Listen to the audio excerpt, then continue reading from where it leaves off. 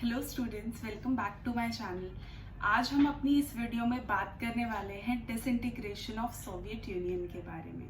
जैसा कि हमने पहले पढ़ा था कि यूएस और यूएसएसआर दो सुपर पावर्स थे जो कंटिन्यूसली कोल्ड वॉर की सिचुएशन में एक दूसरे के एनिमी बने हुए थे और एक दूसरे से एक तरह का आइडियोलॉजिकल वॉर जो है वो लड़ रहे थे।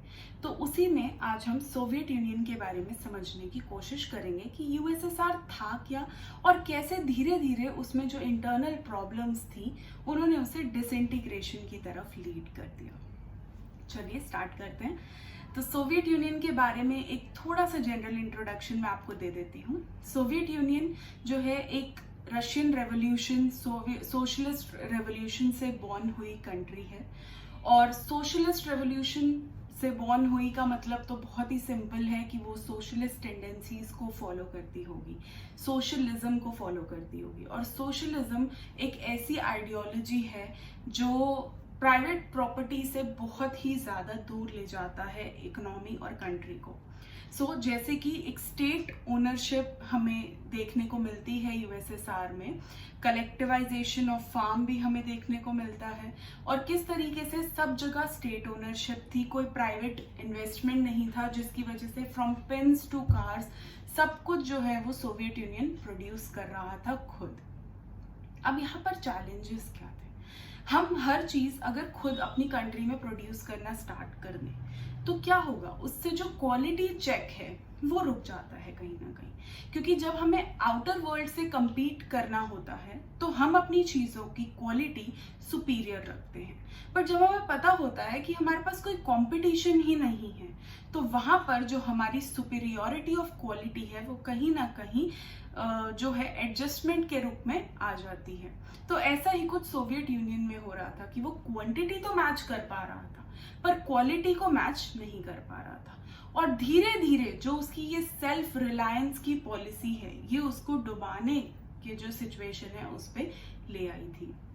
तो चलिए कुछ रीजंस हम पढ़ते हैं कि ऐसा क्या हुआ कि सोवियत यूनियन जो है वो almost on the verge of collapse आ गया।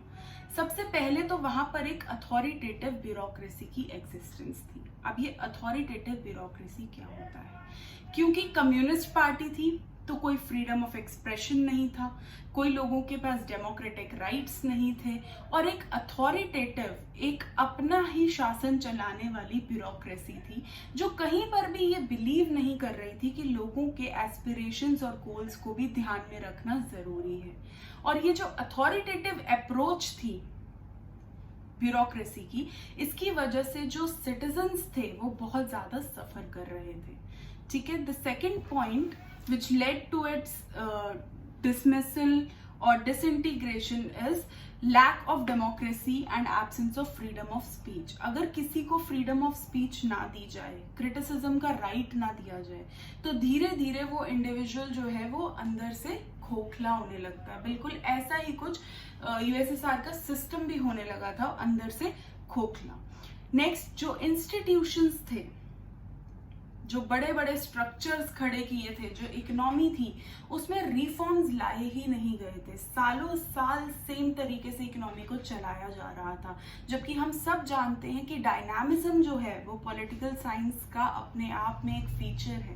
रोज बदलती है पॉलिटिक्स, तो पॉलिटिकल इंस्टीट्यूशंस को भी साथ साथ चेंज होने की बहुत ज्यादा जरूरत है। ठीक है। Next was dominance of Russia. अब रशिया इतना ज्यादा डोमिनेट कर रहा था कि ओवर द अदर रिपब्लिक्स, कि कहीं ना कहीं बाकी रिपब्लिक्स के अंदर भी ये सेंटिमेंट्स आने लगे कि हमें क्या कमी है, कि हमें उतने बेनिफिट्स नहीं मिल रहे जितने कि रशिया को दिए जा रहे हैं। हम सब जानते हैं कि रशिया और यूएसएसआर जो है वो सक्सेसर बना है रशिया उसका आफ्टर द डिसइंटीग्रेशन। तो ये कुछ पॉलिसी बहुत पहले से ही फॉलो हो रही थी, तो बाकी रिपब्लिक्स जो है वो इससे कहीं भी खुश नहीं थे। The next point is arms race. हम सब जानते हैं कि यूएस के साथ वो कंटिन्यूसली एक आर्म्स की रेस में लगा हुआ था। ठीक है। आर्म्स कंट्रोल प्रैक्टिस करने की बजाय वो आर्म्स रेस प्रैक्टिस कर रहा था। तो इससे क्या हुआ कि सारी जो इकोनॉमी है, सारा जो पैसा है कंट्री का, वो आर्म्स और वेपन्स खरीदने में जा रहा था। जिसकी वजह से क्या हुआ कि जो डोमेस्टिक गुड्स थे उनको खरीदने के लिए उनको इंपोर्ट करना पड़ रहा था फ्रॉम आउटसाइड और महंगे हो रहे थे वो, जिसकी वजह से इकोनॉमी जो है वो on the verge of collapse आ गई और लोगों के अंदर भी डिससैटिस्फैक्शन आने लगी। अगर फूड ही इंपोर्ट करना पड़ जाए और हम कंटिन्यूसली आर्म्स और वेपन्स में इन्वेस्ट कर रहे हों तो ऑब्वियसली जो सिटीजन्स हैं वो कभी भी खुश नहीं होंगे अपनी गवर्नमेंट से। तो ऐसी ही सिचुएशन जो है वो सोवियत यूनियन में बन गई थी। नेक्स्ट वॉज नेशनलिस्टिक फीलिंग्स जाग गई थी रिपब्लिक्स के अंदर कि रशिया को इतनी इंपॉर्टेंस मिल रही है तो हम क्यों नहीं। और मोर ओवर उनको ये समझ में आने लगा था कि डेमोक्रेसी और कैपिटलिज्म जो है वो बेस्ट वे ऑफ गवर्नेंस है, क्योंकि वो देख पा रहे थे कि अमेरिका कितना ज्यादा प्रोग्रेस कर रहा है और वो कंट्रीज जो डेमोक्रेसी को फॉलो कर रही हैं वो कितनी बेटर है रैदर देन वो कंट्रीज जो कम्युनिज्म पे चल रही हैं। तो ये सारी जो थिंकिंग थी वो डेवलप होने लगी थी विद इन द रिपब्लिक्स और धीरे धीरे उन्होंने फ्रीडम की डिमांड करनी शुरू कर दी थी। And the main point which is being seen here is the reforms offered by Gorbachev. Gorbachev जो है वो सेक्रेटरी जनरल थे यूएसएसआर के एंड उन्होंने प्रपोज किए थे 2 reforms, that is perestroika and glasnost. Perestroika कह रहा था कि हमें नॉर्मलाइज करने चाहिए अपने रिलेशनशिप्स विद यूएस के साथ जो हम इतने सालों से लड़ते आ रहे हैं, हमें अब वो लड़ाई बंद करनी चाहिए।